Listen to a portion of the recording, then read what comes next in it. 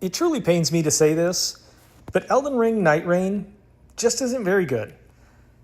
It sounds great on paper, and conceptually, I was very excited about this because I'm a big fan of roguelikes, and I was a tremendously big fan of Elden Ring, one of the best games ever made, without question. But unfortunately, there are just too many structural issues here with this game for me to be able to recommend it. And none of those things have anything to do with the difficulty, which in my opinion is fine. I mean, it is a FromSoft game, so if you go into a FromSoft game thinking that it's going to be anything but difficult, you're mistaken. So my issues with this game have nothing to do with the difficulty. My issues start with a more structural thing. For example, it just feels dated. Like a battle royale that is set in a way that just doesn't work.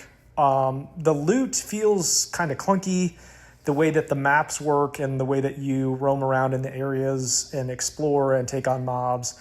And even the lack of like custom builds and the lack of ability to customize outside of or inside of a game feels a little bit clunky and old and dated.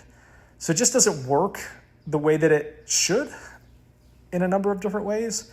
But also there are some major problems with some of the classes. From a balance standpoint, there's a number of issues. One or two classes are obscenely strong right now compared to some of the others. But one of the biggest issues that I have this game kind of shocks me, actually. The mana/mage class does not regenerate mana at all. So in order to cast more than 5 spells, you have to literally sacrifice some of your health potions, which is normally fine in Elden Ring, because you should be able to sacrifice mana potions in order to cast the spells and stay away and avoid dodging, etc.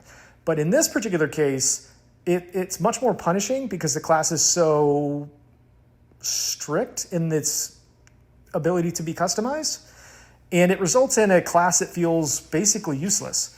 You have to collect a specific type of consumable or find a specific type of gear in order to find the mana regen that you are looking for to cast more than 5 spells.